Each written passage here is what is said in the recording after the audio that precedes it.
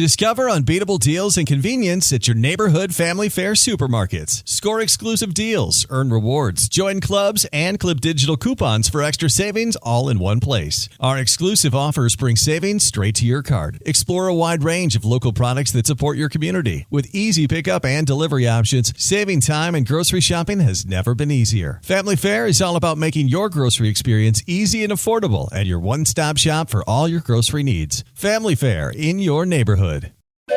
All aboard for your chance to win $1,000 every week until December 28th. That's right, $1,000 cash just in time for the holidays. To hop on board, just head to ChurchillMortgage.com and punch your ticket to the Churchill Express giveaway. Visit ChurchillMortgage.com for your chance to win big. This is a paid advertisement. NMLS ID 1591. NMLSConsumerAccess.org. Equal housing lender. 1749 Mallory Lane, Suite 100, Brentwood, Tennessee 37027. Here's a last-minute Christmas shopping suggestion. Jingle bells, bells of NBC. Oh, what joy to cook and bake while listening merrily. Pots and pans, sink and stove, work goes easily. Kitchens ring with happy chimes when tuned to NBC. What will you hear in your kitchen after Christmas? Bacon sizzling, coffee perking, dishes clinking, and, if you're lucky, a new sound. NBC radio listening on that new set. The perfect gift to lighten mother's long hours in the kitchen. Kitchens ring with happy chimes when tuned to NBC. James Stewart as the six-shooter.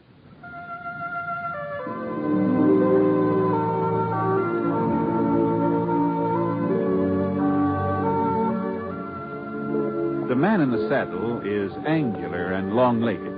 His skin is sun-dyed brown. The gun in his holster is gray steel and rainbow mother-of-pearl, its handle unmarked. People call them both the six-shooter.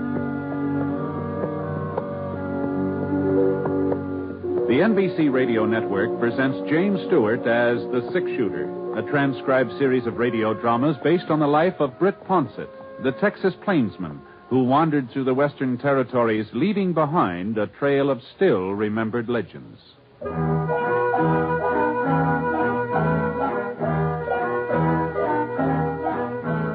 There was a nip in the air, not a freezing, biting, angry nip, but a sort of tingle that made the morning stars shimmer and swung them out of their orbits a little closer to the earth.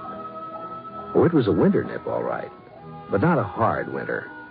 Not a winter when the cattle would come down from the high places, poking their noses into the ice-encrusted ground. It was a mild winter nip. Mild enough so that the breath of the boy on the Pinto turned only a faint gray as he rode toward the campfire where the man was sitting.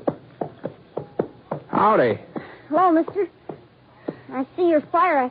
I thought maybe you wouldn't mind if I gave my pony a chance to warm up. Sure. Make yourself home. You heading for Thompson's Corners, mister? That's right. I just came from there. Oh, well, you must have been riding all night. Oh, just about. You see, I'm running away from home. Oh, that's so. Seems kind of a funny thing you'd pick this time of year to run away. So close to Christmas, I mean. I hate Christmas. Oh? It's just for kids, anyhow. Well... I heard Aunt Millie say so. Christmas is for children. That's what she said. Johnny's old enough to do without all that fuss and nonsense. I heard her tell Mr. Franklin that. Oh, you don't live with your folks, huh, Johnny? No, sir. They died about 8 months ago. Oh, I see. Christmas was all right when I was with them. Of course, I was a lot younger then. Oh, yes. It just beats me the way folks take Christmas so serious. Well, I don't know. As if getting presents made any difference. As if I really cared about that knife. Well, is that what you wanted, a pocket knife? I don't want a knife. I don't want anything. I just wish there wasn't any Christmas, that's all. Uh-huh.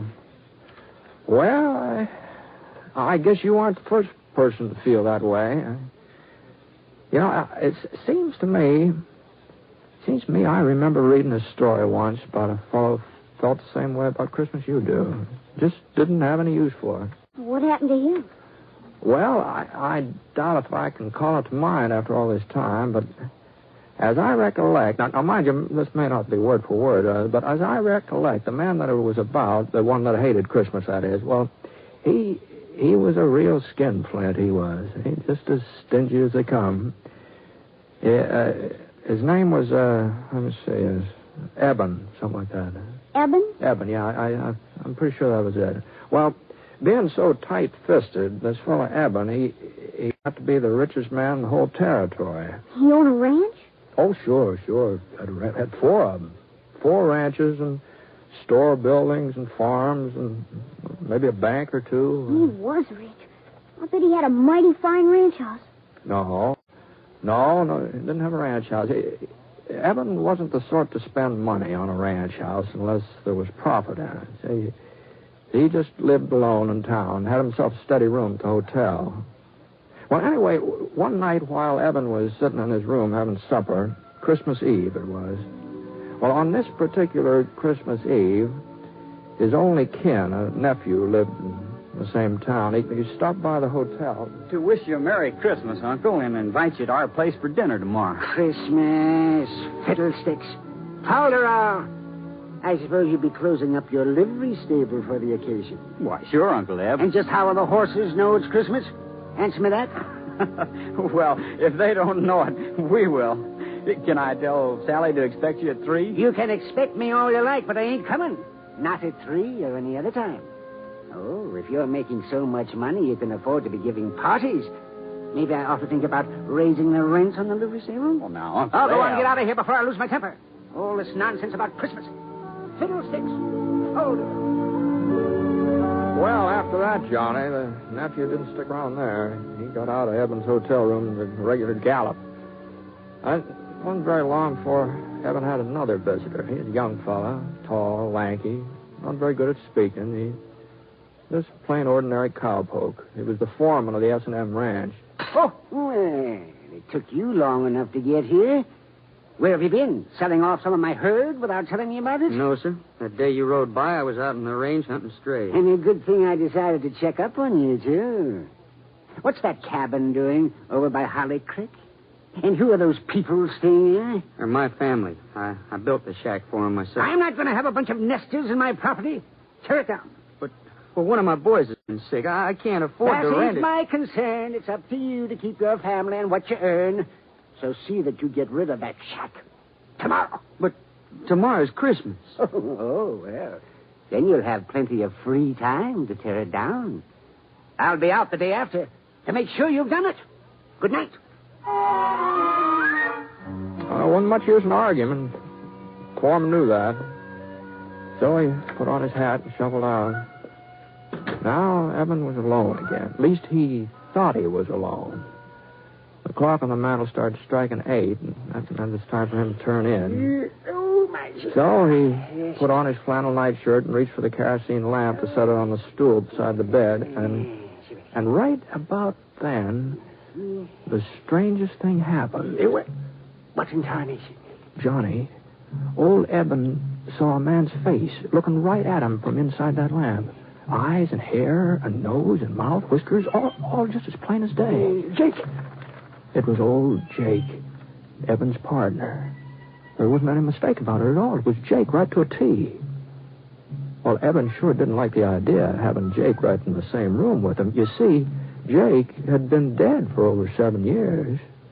Not that Eben really believed in ghosts or haunts or anything like that. He told himself he was just imagining all this. I got to get a hold of myself. He put out his hand to turn down the wick, but all of a sudden his fingers started trembling. There was Jake again, across the room this time, standing right by the bureau. No. And when the lamp slipped out of Eben's hand, the room didn't get dark at all.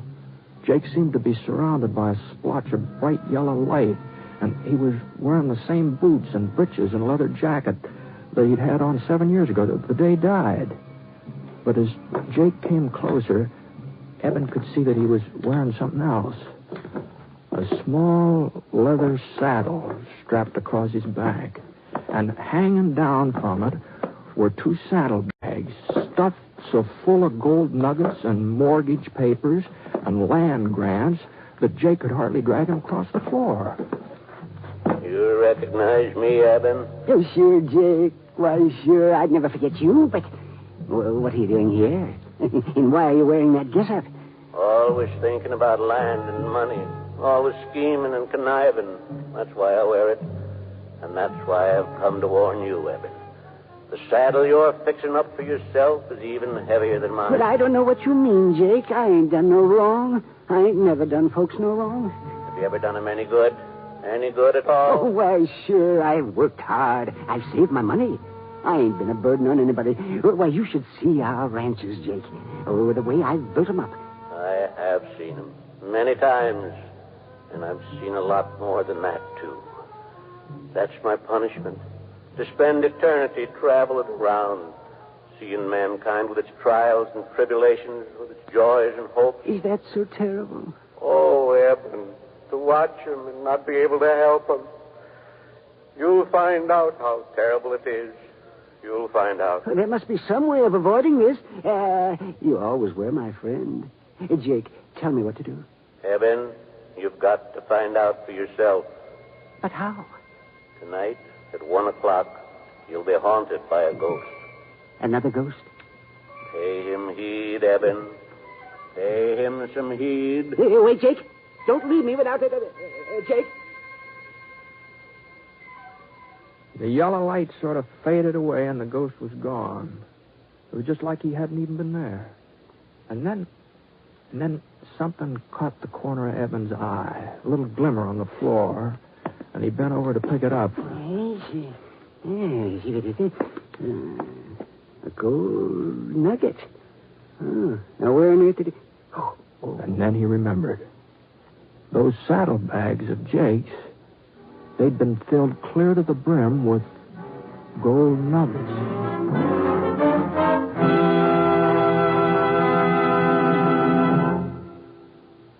We're interrupting our story for only a moment, and only to tell you, our unseen audience, that you have helped more than you may realize to make this a very Merry Christmas for all of us on this program.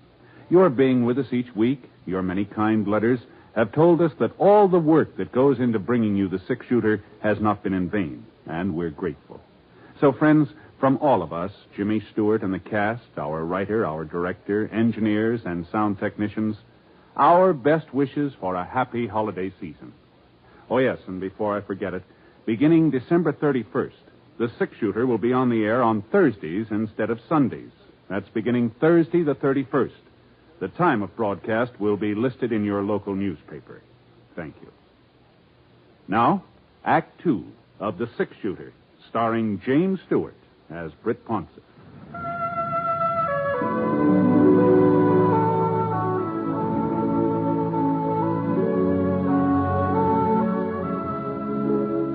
Gee whiz, a gold nugget. Then Jake's ghost really had been there, huh, mister? Yeah, there just wasn't any doubt about it, Johnny. Oh, what happened then? Did the other spook turn up? The one Jake said was coming to see Evan? Oh, sure, Johnny, sure, yeah. He was right on time, too. Evan was lying in bed, wide awake, of course. He hadn't been able to do much sleeping. He was too scared. It was kind of peculiar. Evan was half scared the ghost would come and half scared he wouldn't, you see. But before the sound of the clock had died away, there he was. He's sitting in Evan's rocking chair like he'd been there all night long.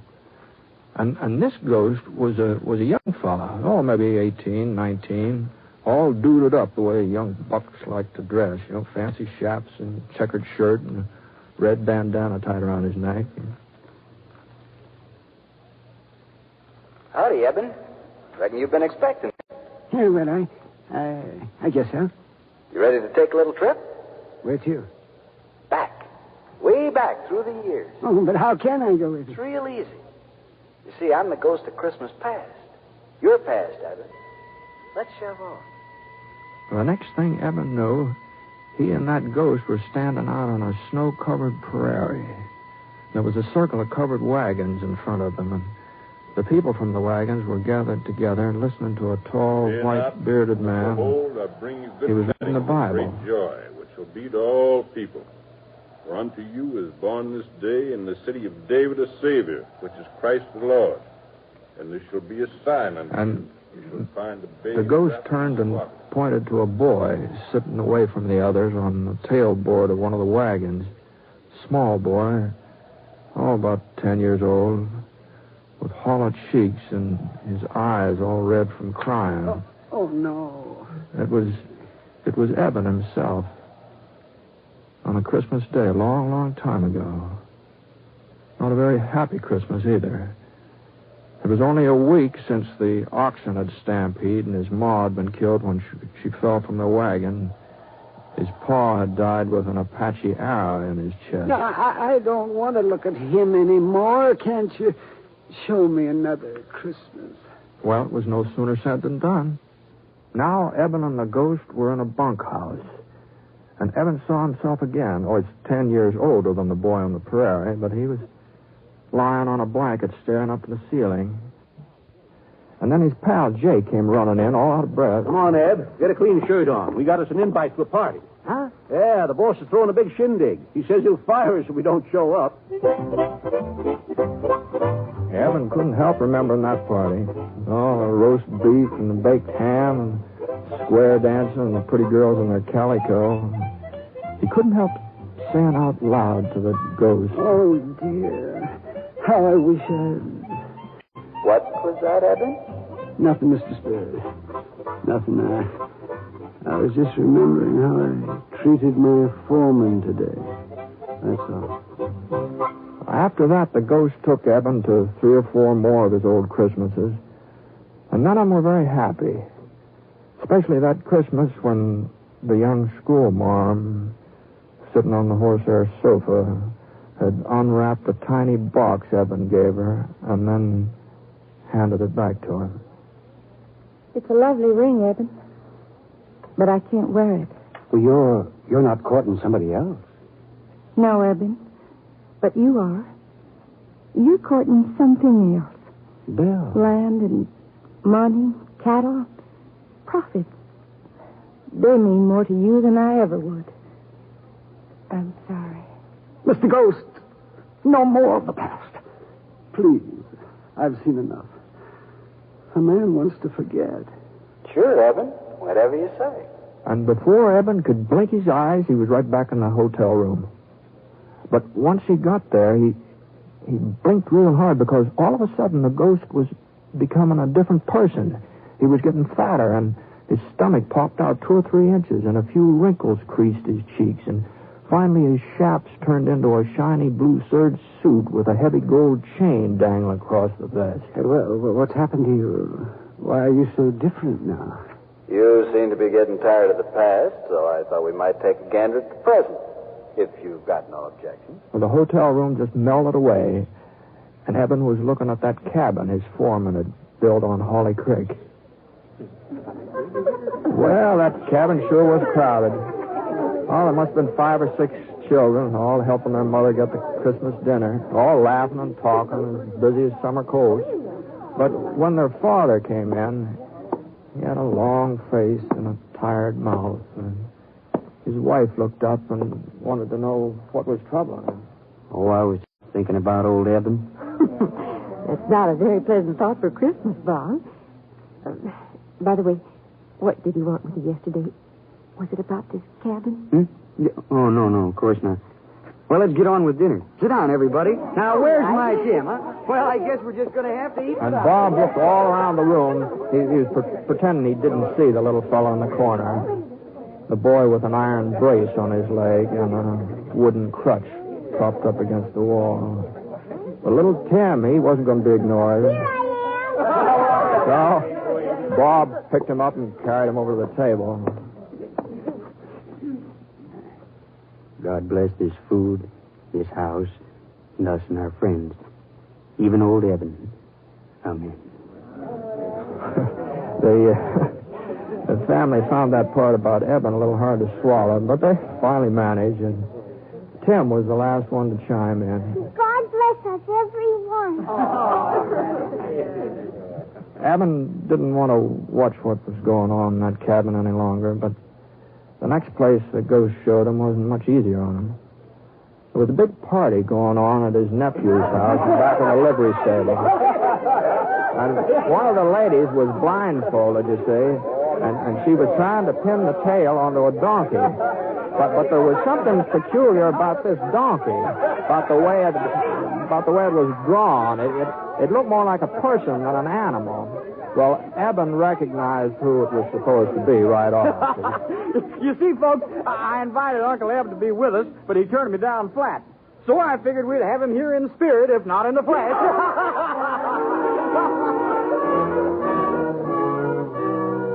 Right back in the hotel room again. That's where Eben found himself. Spirit, you showed me the past and the present. What's left to see? The future, Eben. The future. And that's how Eben came to see a Christmas of the future. A cold, brittle Christmas. And there were two men standing on a street corner, and their coat collars turned up so to keep out the snow. Oh, he's dead, all right. Dead as a doornail. Sure is a Christmas present I never expected. At least whoever handles his property won't be as hard to deal with as he was. Wonder if they'll bother giving him a funeral. And in a frame house over on the side street in the edge of town, a woman was speaking to her husband. Funny.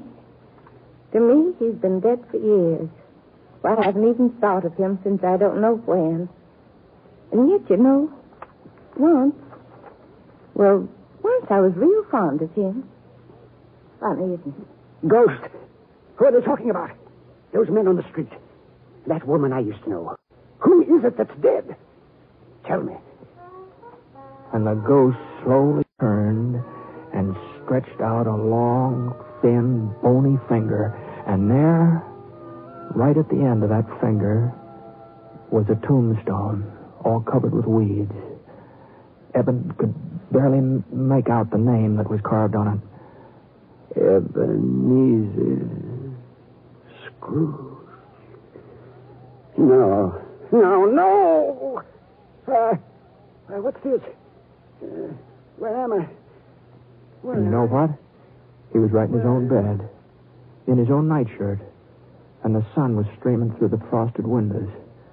But Eben didn't stay there very long, not for very long. He got into his boots and trousers as fast as he could, and he dashed down the stairs, out into the street. Well, you see, the stores being closed gave Eben quite a problem. Well, he just have to make Fuzzy Wagner open the butcher shop up, that's all. Of course, Fuzzy didn't have much choice, seeing as how the shop was located in one of Eben's buildings. And when Eben told him what he wanted, a turkey and a ham, well... No. Better make it 2 hams and send them out to the cabin on the S&M ranch. And they're not to know that I ordered them. You understand, Fuzzy? Here's the money and a little extra for your trouble. Well, before Fuzzy could get his jaw shut up again, Eben was on his way, and he headed right straight out to his nephew's house. And Eben was the life of the party, too. Well, the way he carried on, he's laughing and making jokes and telling stories on himself, and he insisted that they use that donkey with his face on it when they played games, you know. Yes, because that's what I've been all these years. A real 4-footed, long-eared donkey. The next morning, though, that's what Eben enjoyed the most. He was up bright and early and hitched the team to the buckboard and drove out to the S&M, hurrying the horses all the way. Come on, Bess. Come on, Martha. Step a little lively. If he could just get out there before his foreman started tearing down that cabin. Whoa, Martha. Whoa. Yeah. Well, Robert? Yes, sir? I see you ain't carried out my orders. Well, it was Christmas. I just couldn't tell him I'll do it today. Oh! This is the last straw. I'm not putting up with your shenanigans any longer, young fella. But please... That cabin's coming down and no buts about it. And then we're building a new ranch house in its place. Big enough for you and your whole family. What? Oh, yes. I'm also doubling your wages as of last week. Merry Christmas, Bob. Even if I am a day late. No, not a day. More like half a lifetime.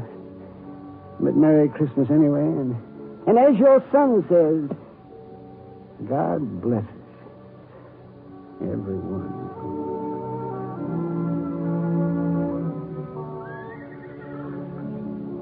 that's the way things worked out, Johnny, more or less. Well, that's a fine story, mister. Real fine. I reckon I know why you told it to me. How's that? So that I'd understand about Christmas and how important it is to do for other people instead of just thinking about yourself. Well, no. I didn't have that in mind, especially.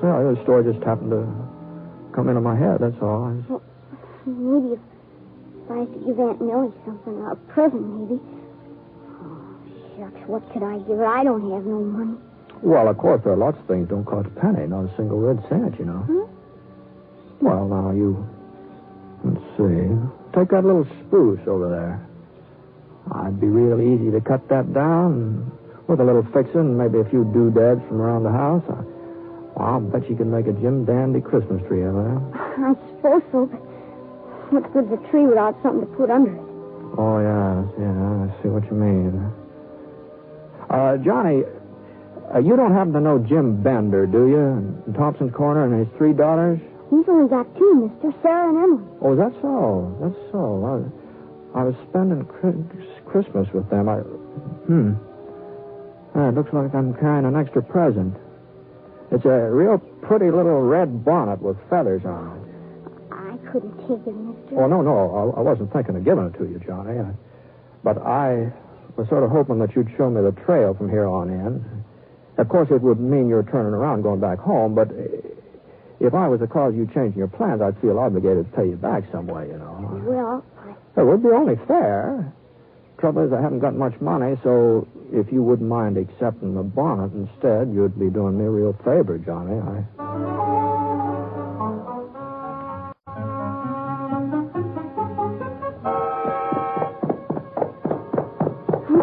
There's Aunt Nellie out in the yard.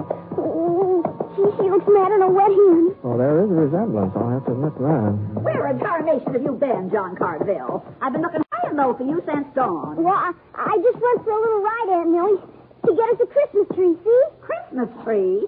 Fiddlesticks. This gentleman helped me cut it down. I'll just take it inside. Be right back, mister. If we had any use for a Christmas tree. I suppose he's figuring there'll be a whole lot of presents under it. No, I don't think so.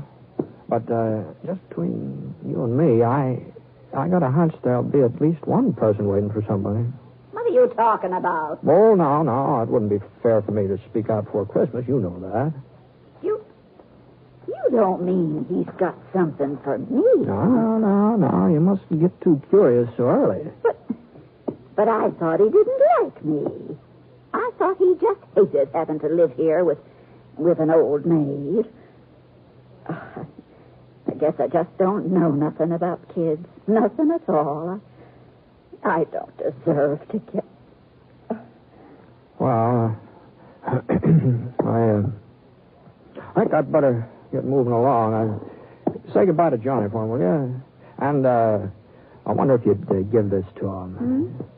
Yeah, tell him the little blade on it's kind of dull, but... A pocket knife? Yeah. Now, how did you know? So long, Oh, God bless you, mister.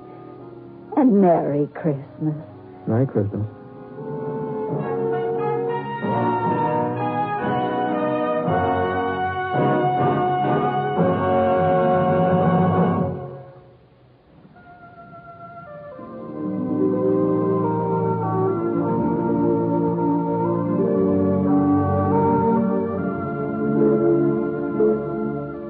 Please remember now, beginning December 31st, the six-shooter will be on Thursdays instead of Sundays.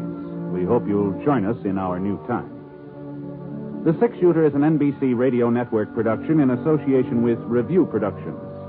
The transcribed story was written by Frank Burt in collaboration with Charles Dickens. Mr. Stewart may soon be seen in the Universal International picture The Glenn Miller Story. Howard McNear played Scrooge, and special music was by Basil Adlam. The entire production is under the direction of Jack Johnstone. All characters and incidents are fictitious, and any resemblance to actual characters or incidents is purely coincidental. And now, until Thursday the 31st, this is Hal Gibney speaking. Merry Christmas.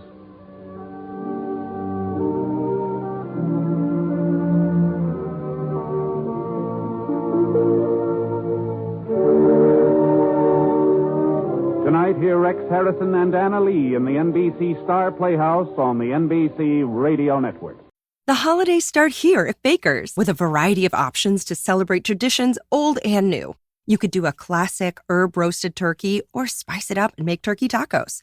Serve up a go-to shrimp cocktail or use Simple Truth wild-caught shrimp for your first Cajun risotto. Make creamy mac and cheese or a spinach artichoke fondue from our selection of Murray's cheese. No matter how you shop, Baker's has all the freshest ingredients to embrace all your holiday traditions. Baker's, fresh for everyone.